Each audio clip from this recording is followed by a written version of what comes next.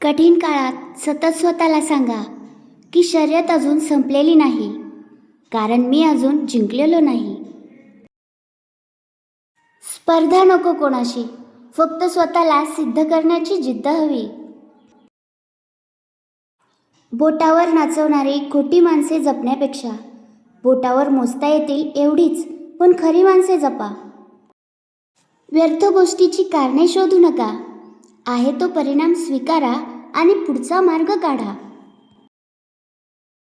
यशस्वी होण्यासाठी तुमची यशस्वी होण्याची इच्छा अपयशी होण्याच्या भीतीपेक्षा अधिक प्रबळ असली पाहिजे.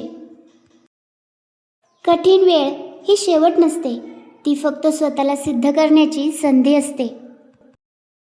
आज हरलोय म्हणजे आयुष्य हरलोय असं कधीच नसतं.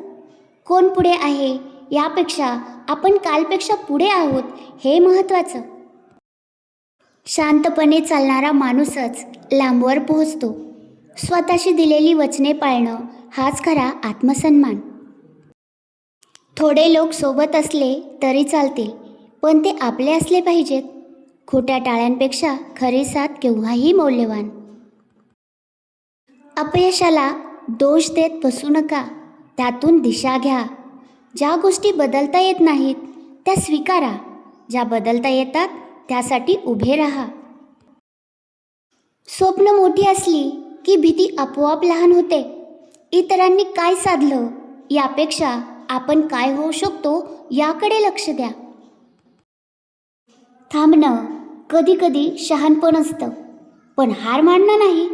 आजचा संघर्ष उद्याच्या आत्मविश्वासाचं बीज असतो. यश दिसत नसलं तरी प्रयत्न दिसत राहिले पाहिजे. स्वतःवरचा विश्वास तुटला तर सगळं तुटलं.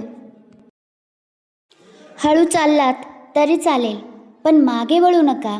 मन घट्ट ठेवा, वेळ स्वतः मार्ग करून देते. जिद्द असेल तर परिस्थिती हरणारच.